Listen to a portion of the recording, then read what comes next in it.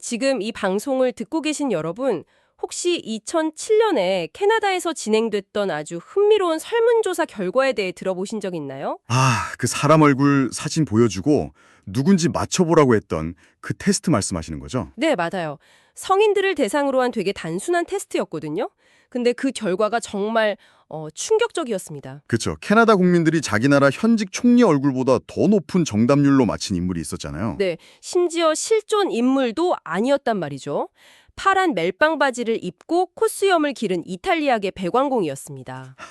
누군지 다들 아실 겁니다. 맞습니다. 오늘 저희가 심층 탐구해볼 대상, 바로 8비트 픽셀 덩어리에서 시작해서 전 세계에 문화적 패권을 쥐게 된 슈퍼마리오 브로더스입니다. 사실 한 나라의 지도자보다 그 일개 비디오 게임 캐릭터의 인지도가 더 높다는 건 그냥 웃어넘길 해프닝이 아니거든요. 그럼요. 이건 한 기업이 만든 IP가 어떻게 언어와 국경을 초월해서 인류의 보편적인 시각적 기호로 자리 잡았는지를 보여주는 진짜 완벽한 증거인 것 같아요. 그래서 오늘 저희는 단순히 마리오 게임이 재밌다 이런 뻔한 이야기를 하려는 게 아닙니다. 네, 그 이상을 파헤쳐야죠. 1981년 아케이드 기계의 구석에서 점프맨으로 데뷔했던 이 캐릭터가 어떻게 수십억 달러 규모의 영화와 테마파크 제국을 건설했는지, 그리고 국가의 소프트 파워 그 자체가 되었는지 말이죠. 네, 그 이면에 숨겨진 철저한 디자인 철학과 심리학을 샅샅이 파헤쳐보려고 합니다. 출퇴근길이나 방구석에서 한 번이라도 마리오 컨트롤러를 잡아보신 분들이라면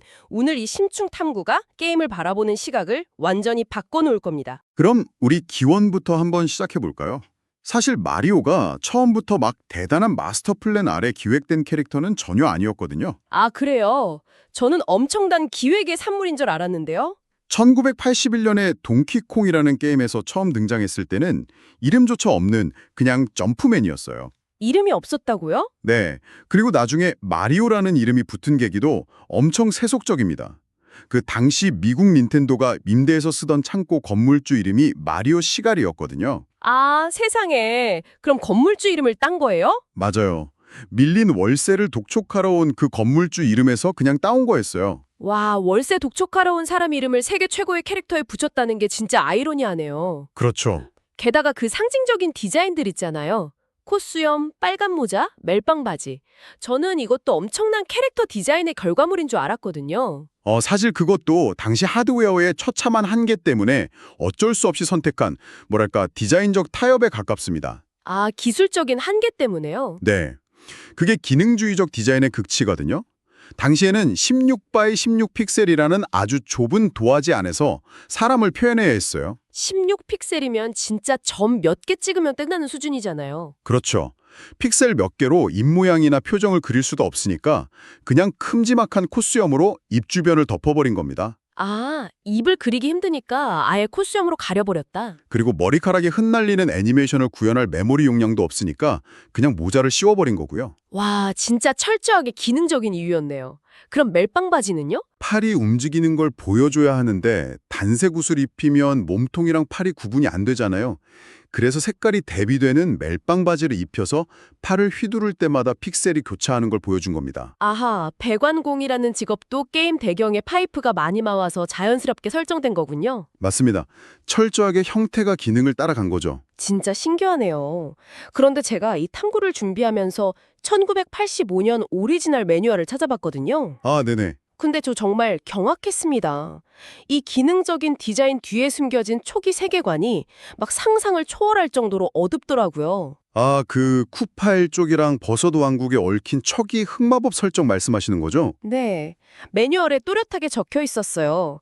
평화로운 버섯 왕국이 흑마법에 능한 거북이 일족, 그 쿠파한테 침략을 당합니다.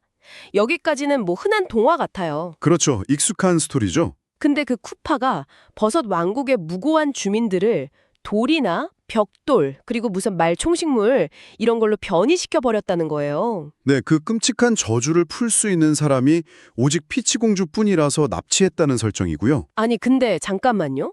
이 설정대로라면 네, 우리가 게임하면서 동전 하나 더 먹겠다고 혹은 그냥 길 막힌 거 뚫겠다고 신나게 머리로 박살내던 그 벽돌들이 아, 네, 눈치채셨군요. 전부 저주에 걸린 키노피오 주민들이었다는 소리 아닌가요? 논리적으로 파고들면 그렇죠. 마리오는 버섯 왕국을 구하러 가는 길에 수많은 버섯 왕국 주민들을 산산조각 내면서 달려간 셈이 됩니다. 헐, 이게 대체 뭡니까? 이렇게 잔혹한 파괴극이 어떻게 전 세계의 아이들이 가장 사랑하는 명랑한 게임이 될 수 있었던 거죠? 닌텐도는 대체 왜 이런 어두운 텍스트를 전면에 내세우지 않은 거예요? 왜냐하면 닌텐도는 텍스트 자체가 플레이어의 경험에 전혀 중요하지 않다는 걸 아주 일찌감치 깨달았거든요. 스토리보다 경험이 중요하다. 네, 미야모토 시게루랑 테주카 타카시는 플레이어한테 텍스트를 줄글로 읽히는 대신에 화면 자체를 하나의 거대한 교실로 만들었습니다. 아, 교실이요? 네, 여기서 게임 디자인 역사상 가장 위대한 성취로 불리는 건축학적 교수법과 멘탈 모델링의 개념이 등장하게 됩니다. 잠깐만요. 건축학적 교수법이요? 갑자기 막 무슨 대학원 논문 제목 같은 용어가 나오는데요. 하하, 말이 좀 거창하죠. 초등학생도 하는 게임에서 그게 대체 어떻게 작동한다는 건가요? 아주 직관적으로 화면의 구조가 플레이어의 행동을 유도한다는 뜻입니다. 1985년에 처음 카트리지를 꼽고 시작 버튼을 누른 순간을 한번 상상해 보세요. 네, 상상해 볼게요. 마리오는 화면의 맨 왼쪽 구석에 덩그러니 놓여 있고 오른쪽으로는 넓은 공간이 펼쳐져 있습니다. 아, 왼쪽은 막혀 있고 오른쪽이 뚫려 있으니까 인간의 본능적인 시각적 단서만으로 무조건 오른쪽으로 가야 하는구나 하고 깨닫게 되는 거군요. 정확합니다. 그리고 오른쪽으로 발걸음을 떼자마자 가장 먼저 마주치는 게 바로 인상 쓴 버섯 모양의 적 군바입니다. 아, 군바. 국민 몬스터죠? 여기서 닌텐도의 첫 번째 천재적인 함정이 발동해요. 처음에 마리오는 왜 그렇게 작고 연약한 상태로 시작할까요?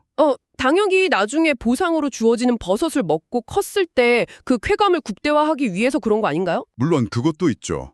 하지만 군바랑도 아주 깊은 관련이 있습니다. 마리오가 작기 때문에 플레이어는 본능적으로 위협을 느끼고 다가오는 군바를 피하거나 뛰어넘으려고 시도하게 되거든요. 아, 작으니까 본능적으로 무서운 거군요. 그렇죠.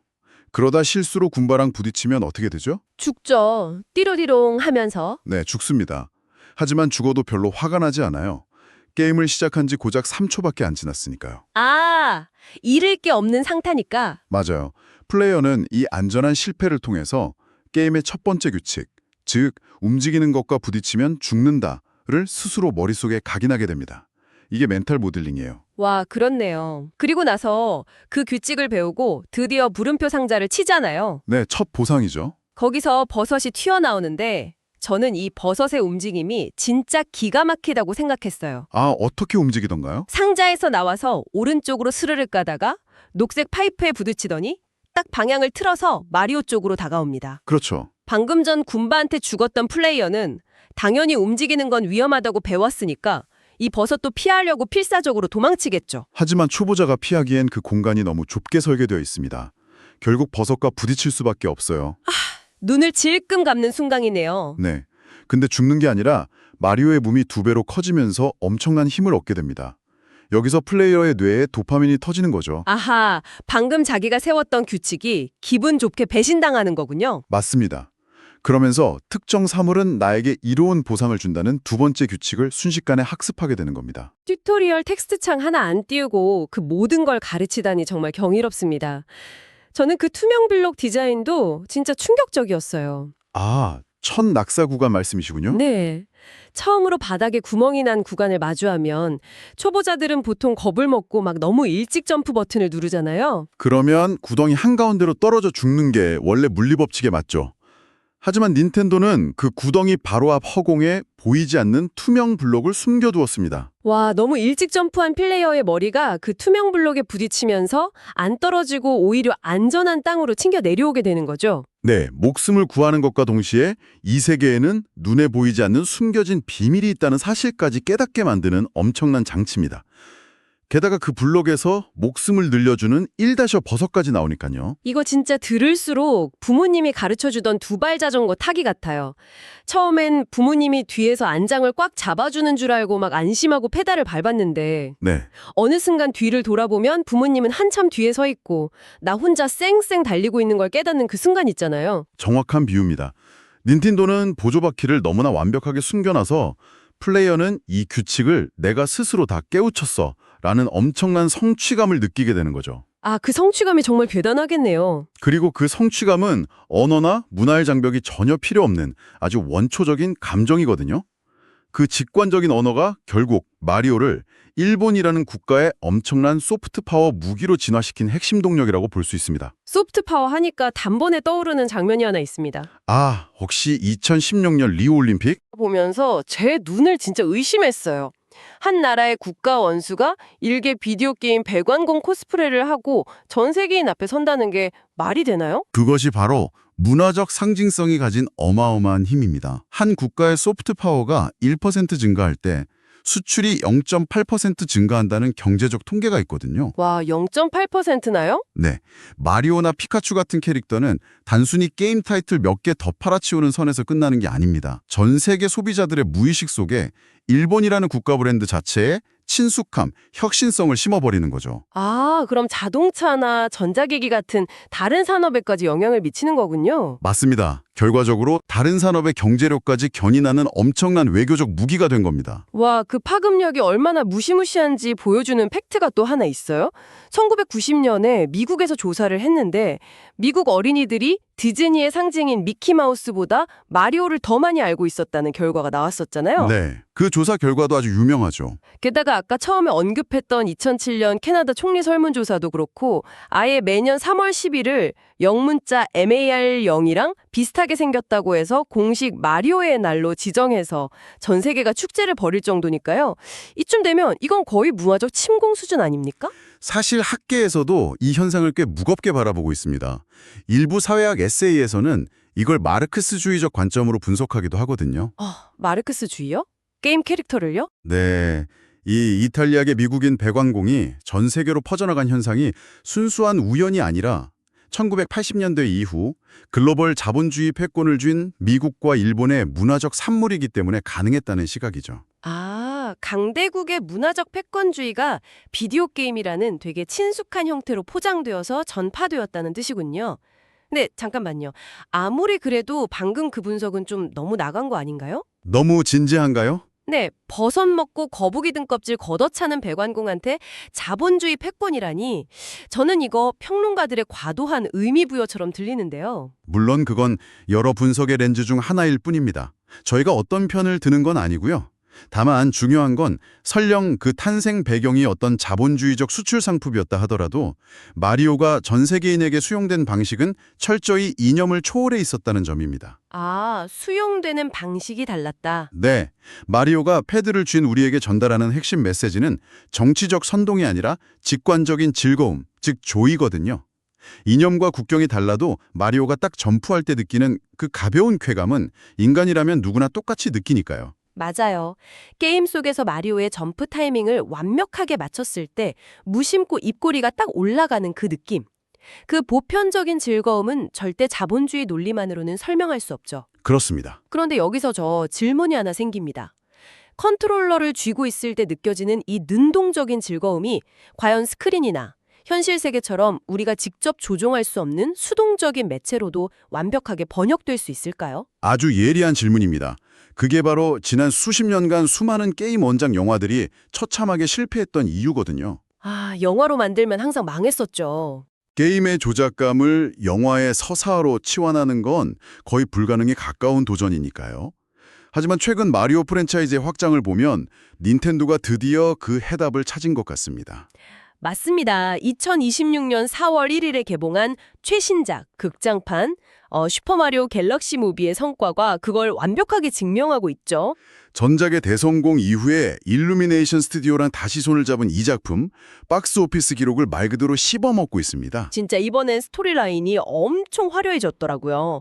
쿠파의 아들인 쿠파 주니어가 우주를 파괴할 거대 대포의 동력을 얻으려고 로젤리나를 납치합니다. 네, 그리고 마리오 형제를 제압하기 위해서 추억의 닌텐도 주변 기기인 그 슈퍼스코프를 무기로 써서 두 사람을 아기로 만들어버리잖아요. 그 설정 진짜 기발했죠. 게다가 박물관에서 공룡뼈를 부수고 쫓겨나서 브루클린에서 부화하는 요시에 심지어 파일럿으로 스타폭스의 폭스 맥클라우드까지 난입합니다.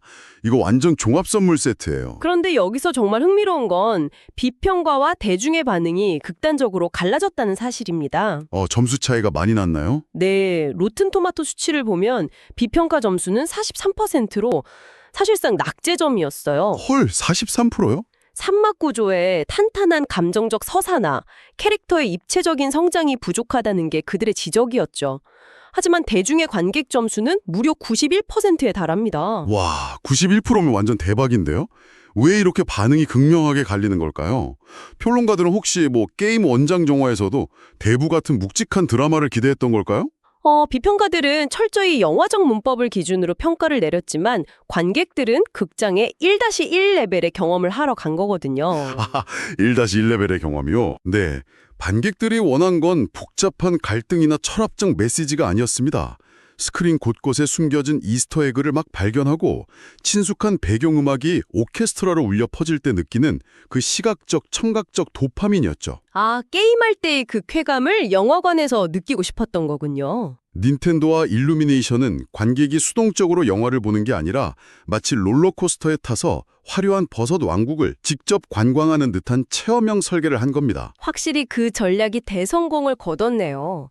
이 영화가 개봉 첫 주말 글로벌 오프닝으로만 3억 7,260만 달러를 벌어들이면서 2020년 개봉작 1위를 차지했잖아요. 네, 엄청난 기록이죠. 그리고 현재 전 세계 흥행 수익이 8억 3,900만 달러를 돌파했으니까요. 게다가 이런 체험형 설계의 끝판왕이 현실 세계에도 존재하잖아요. 테마파크 말씀하시는 거죠? 맞습니다. 유니버설 스튜디오의 슈퍼 닌텐도 월드요. 여기 날 플레이어가 자기 두 발로 버섯 왕국을 걸어 다니는 수준이더군요. 디지털 공간과 물리적 공간의 경계를 완전히 허물어버린 공간 비즈니스의 혁명이죠. 스마트폰이랑 연동되는 파워업 밴드를 팔목에 차고 테마파크 안에 블록을 주먹으로 치면 어떻게 되나요? 실제로 띠링하는 소리가 나면서 앱에 동전이 쌓입니다. 관람객을 단순한 구경꾼이 아니라 물리적 공간의 플레이어로 만들어버린 겁니다. 와, 거기 있는 굿즈샵인 워너팩토리도 장난이 아니더라고요. 그냥 흔한 인형을 파는 게 아니라 그 토코토코 마리오라는 장난감이 있는데 그거 유명하죠. 등껍질을 뒤에서 툭 밀면 게임 속 모션이랑 똑같이 종종걸음으로 걸어가잖아요. 그거 독점 판매라면서요. 네, 맞아요. 방구석에서 게임을 하던 소비자가 이제는 막 직접 테마파크로 비행기를 타고 날아가서 밴드를 사고 장난감을 구매하고 이 거대한 경제 생태계의 부품이 되는 과정이 정말 소름 돋게 치밀한 것 같아요. 과거에는 콘솔 화면에 갇혀있던 백원공이 이제 극장의 스크린과 테마파크의 현실 공간까지 물리적으로 점령을 완료한 셈이 된 거죠. 그렇다면 여기서 정말 가장 중요한 질문이 남습니다. 비디오 게임부터 영화, 현실의 테마파크까지 정복한 마리오의 미래는 대체 어디로 향하고 있을까요? 미래에 대해서는 참 많은 이야기들이 오가고 있죠. 네, 방대한 커뮤니티 토론장인 그 레딧의 반응을 보면 팬들의 열기는 이미 대기권을 돌파했더라고요. 하하, 레딧 반응이 좀 뜨겁긴 하죠. 2026년 9월 13일까지 이어지는 마리오 40주년 기념 이벤트를 둘러싸고 정말 무수한 루머와 팩트들이 쏟아지고 있는데 이거 한번 정리해봐야 할 것 같아요. 네, 팬들의 열망과 실제 비즈니스 전략을 좀 분리해서 볼 필요가 있습니다.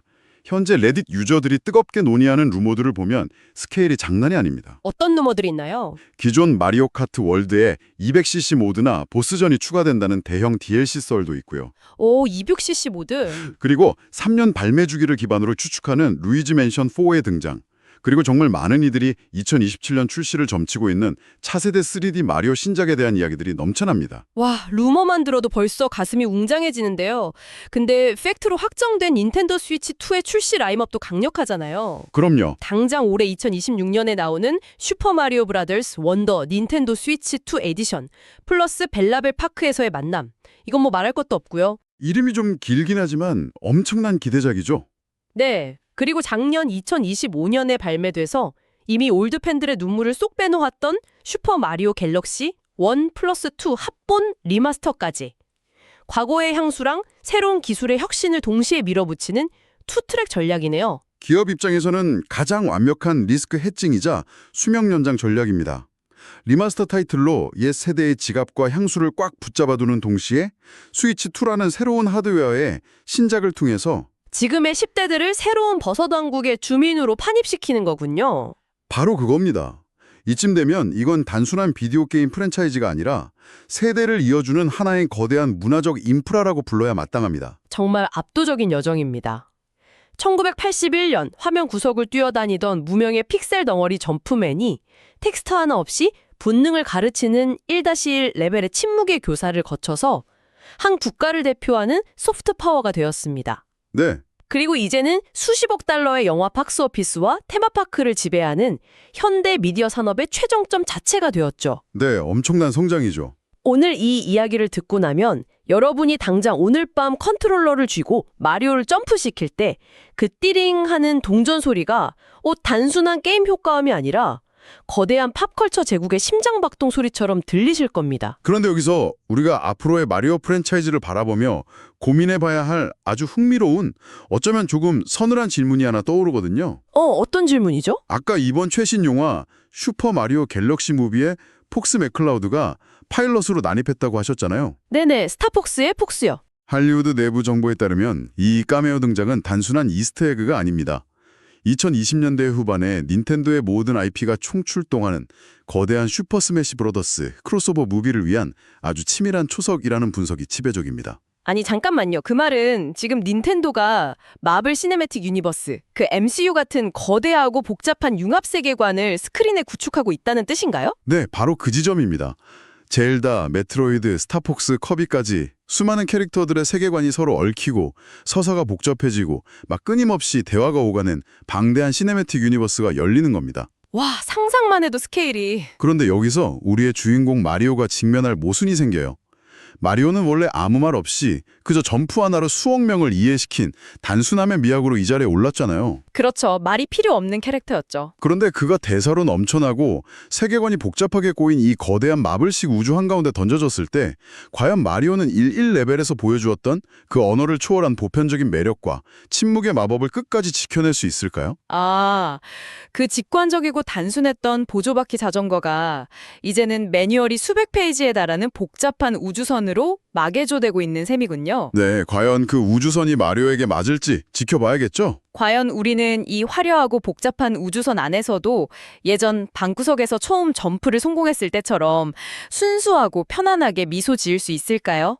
다음번 스크린이나 게임 화면에서 붉은 모자를 쓴 백완공을 마주치게 되신다면 여러분도 이 질문을 한번 곱씹어 보시기 바랍니다. 세상을 정복한 백완공의 진짜 마법이 어떻게 변해가는지 지켜보는 것 자체로도 엄청난 관전 포인트가 될 테니까요. 청취자 여러분의 지적 호기심을 완벽히 채워드리는 심층 탐구. 오늘 저희가 준비한 이야기는 여기까지입니다. 함께 해주셔서 감사합니다.